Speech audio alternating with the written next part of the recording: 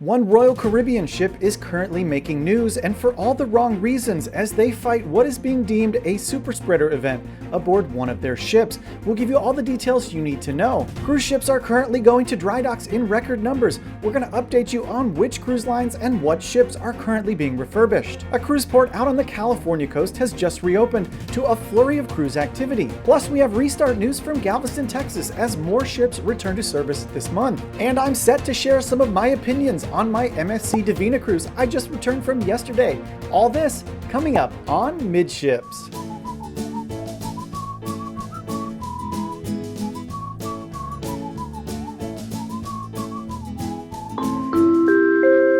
Hey, welcome to the Midships YouTube channel.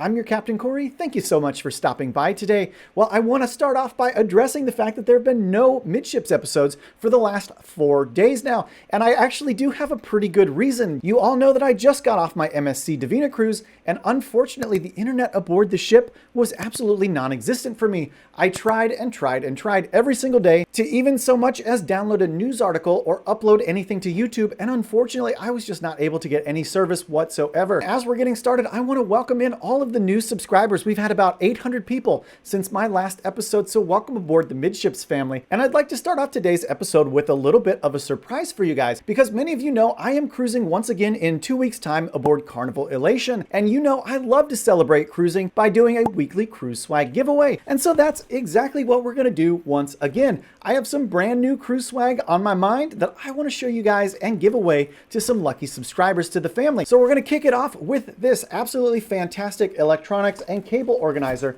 that I just used on my cruise aboard MSC Divina. This is actually a waterproof cable organizer. It's got tons of storage in here. You can do your SD cards, it comes with these cable ties, a lot of organization for USB type devices and cords.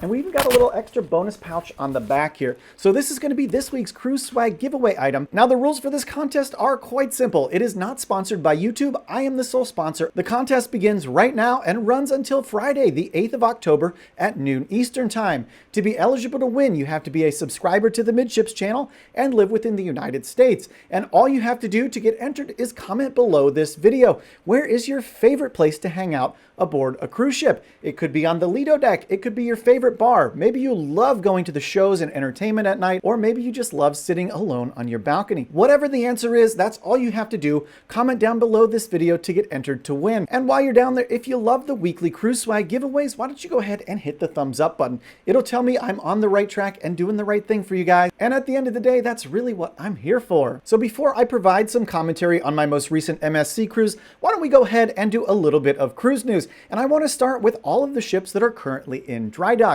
And for that, we're going to look at an article from cruiseindustrynews.com. With the cruise restart accelerating around the globe, the dry dock frenzy continues to keep shipyards busy. Popular amongst the cruise lines, the Navantia shipyard in Cadiz, Spain, reached a milestone in September as the facility received 8 vessels, including 4 Carnival Cruise Line and 2 Royal Caribbean ships. Here's a detailed list of all of the recent work in Cadiz, Spain. So the Royal Caribbean ships that are currently being refurbished are Radiance of the Seas, who operates out of Asia, and Enchantment of the Seas, who's just crossed over from the Bahamas. Carnival sent a few ships as well, and the first one was the Carnival Victory, who's being fully converted into the new Carnival Radiance. This vessel has by far and away received the most attention and refurbishment of any of the Carnival brand ships that are in the dry docks currently. In addition to the Radiance, we see the Carnival Paradise, as well as Carnival Sunshine, and my personal favorite, the Carnival Liberty. You can see her peeking in right back here. The Carnival Liberty has actually finished her dry dock and is headed back towards service. So that's awesome news for anyone booked aboard those ships.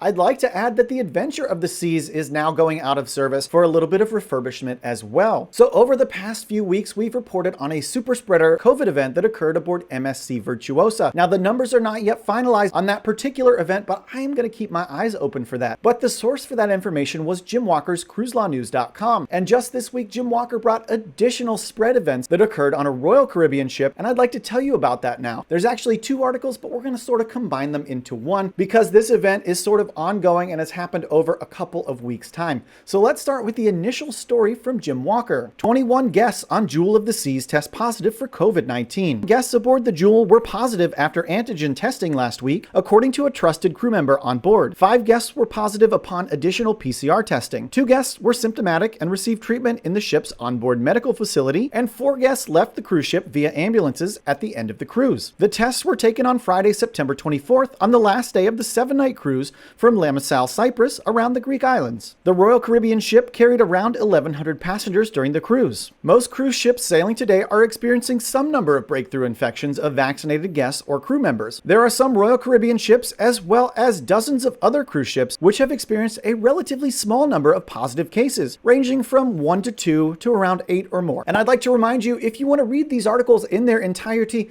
they are linked down in the description below. While you're down there, why don't you hit that subscribe button? I check out my analytics and I know not even half of you have hit that button yet, and you know you're coming back every day to watch the Midships episode, so why not just click the subscribe button and have YouTube notify you when the newest episode gets posted? So that's not the end of the Jewel of the Seas story, and we're going to go ahead and hop into Jim Walker's second article in just that many days written about Jewel of the Seas. 12 more guests test positive for COVID aboard Jewel of the Seas. The Jewel is again in our focus as the Royal Caribbean ship had another unusually high number of COVID positive cases this week. And to put that into perspective, the CEO of Royal Caribbean did come out and say they average between 1 and 3 COVID positive cases per sailing, so 12 is definitely a high number. This week's positive case numbers come again from a trusted crew member on board the vessel. Per this individual, 12 passengers again tested positive for the virus using a mix of antigen and PCR testing performed by a third party. The crew member did not communicate any current information regarding the number of crew members who are currently infected with the virus. Those who tested positive were transported via ambulance when the ship returned to its home port in Limassol for quarantine, with instructions that they are unable to fly home until and unless they present a negative COVID test. The ship again performed extensive sanitation for the upcoming new passengers who boarded the same day. As a reminder, the ship is still sailing with a reduced capacity of around 1,100 guests. A conference call went out between shoreside management in Miami and top shipboard management this morning. Shoreside remains concerned at the relatively high number of COVID cases on board the ship. This vessel will have 4 more cruises before making an upcoming transatlantic crossing over to Miami. So we definitely need to keep our eyes peeled and keep asking questions about what's going on board Jewel of the Seas. I know many of us look at cruising through rose-colored glasses,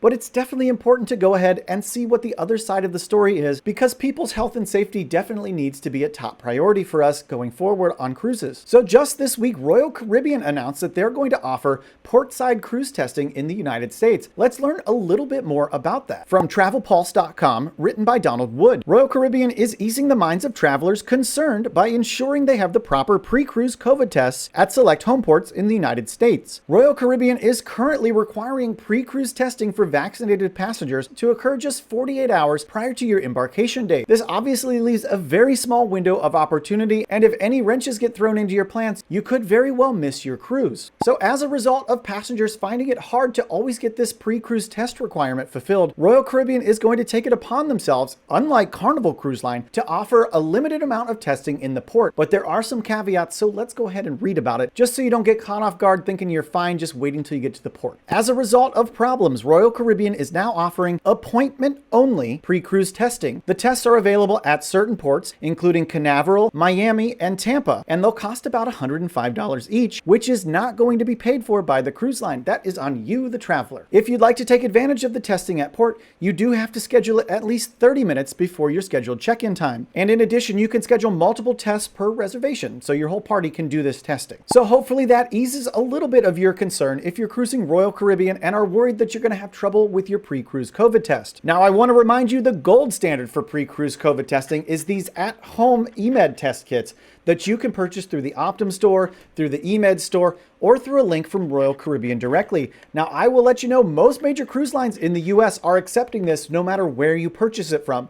I purchased my test kits directly from Royal Caribbean, and I just used it a couple days ago to board an MSC cruise. So don't be scared to buy these test kits. It's honestly the most affordable way to test, and you can test same day, get your results within 15 to 30 minutes, and you're done. Just print it off or bring it on your cell phone, and that's it. You don't have to worry about these $100 tests when you get to the port. So just order these. I'll leave all the links to all of the places you can buy them from in the description below. Again, just make sure your test kit says X only on it when you receive it, otherwise you bought the wrong kit. The best way to tell is you want the dark blue box. Now, while Royal Caribbean is on a roll in the news, let's go ahead and keep talking about them because they have some big restarts coming up out of Galveston, Texas. From cruisehive.com by Robert McGilvery, second Royal Caribbean cruise ship restarts sailings out of Texas. Royal continues their successful restart operations of their fleet in October with 3 different vessels. The first of those 3 set sail this weekend from Galveston. Liberty of the Seas departed on Sunday for a 7-night Western Caribbean itinerary. So like many Royal Caribbean ships, Liberty of the Seas actually held the title of the largest cruise ship in the world when she was first launched back in 2007. And there's plenty to do on board the ship with an ice skating rink, flow rider, the Perfect Storm water slides, and Splashaway Bay water park. By the end of October, Royal Caribbean will have 3 ships sailing out of Texas,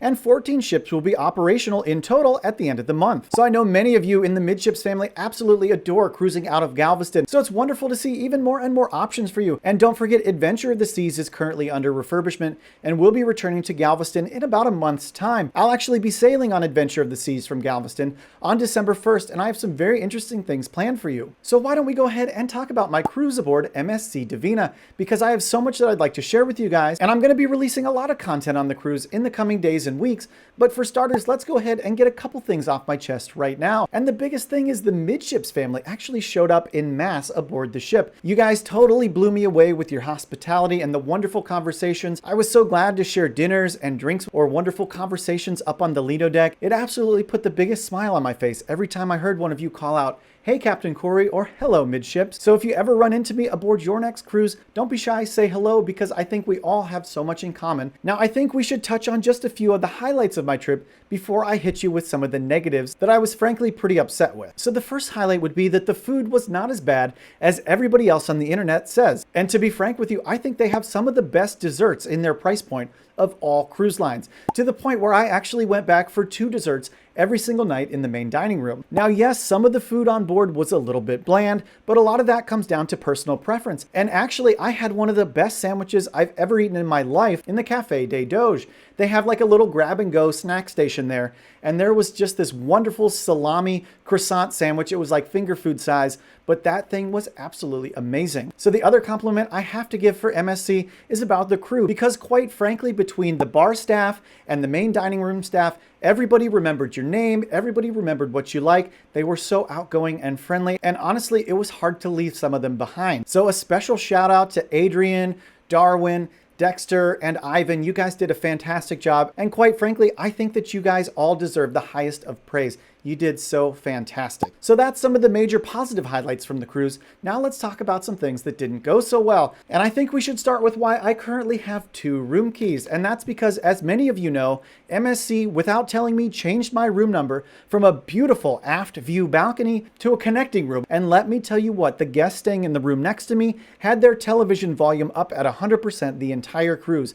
I was unable to get any recording done within my cabin because of this. And now, as a result, I contacted guest services over 5 times to try to remedy this situation, and every time they just ghosted me. They didn't help me at all. And this is despite me going down and talking to them in person, calling ahead of the cruise and asking for some help. Nothing was resolved with this problem until almost the last day of my cruise, when they claimed they were moving me to an aft balcony, but all they did was move me towards the aft of the ship to another starboard balcony that had an even worse view than the one I just left. So I'm not gonna lie, that was a major disappointment. And that's not the only issue I had on board the ship. Now, the second major issue I think I touched on at the beginning of the video, and that was internet access aboard the ship. Every time I moved in or out of my stateroom, my device would disconnect. I had trouble reconnecting, and by the end of the cruise, it said I wasn't even allowed to log in anymore.